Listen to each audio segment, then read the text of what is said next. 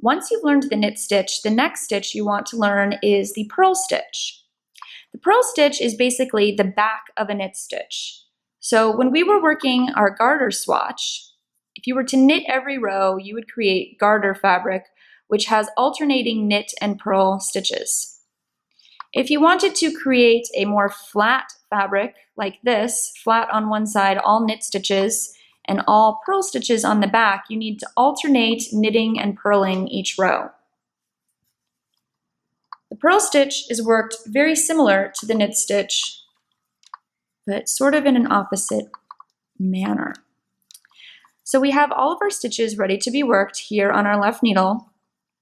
To work the purl stitch, you want to begin with your working yarn at the front of your work rather than at the back like we did with the knit stitch.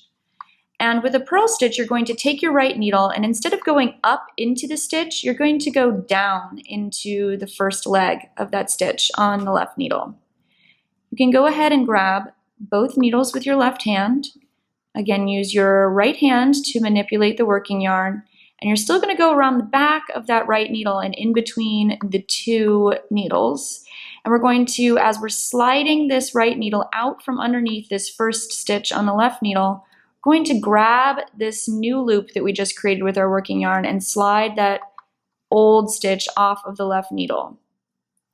So again, we're going to insert down into the first stitch, grab a hold of both of those needles with your left hand, wrap the working yarn around the back of the right needle, and then slide the right needle out from underneath the first stitch on the left needle and grab that new stitch as you're going.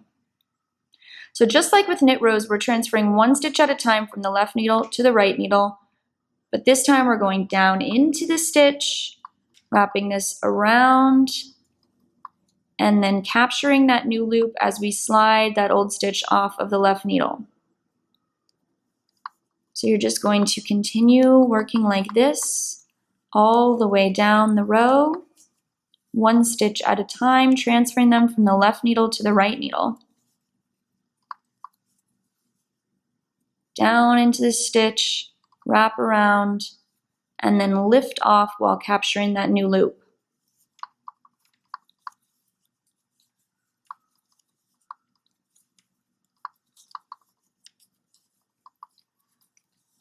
So as you can see, the front of the row that we just did is all purl bumps, and the back of the work is a knit stitch. So if you were to work only purl rows back and forth, you would also get the garter stitch fabric because you're just alternating a purl on this side to a purl on this side to a purl on this side, and it creates the same look as if you were to knit every row.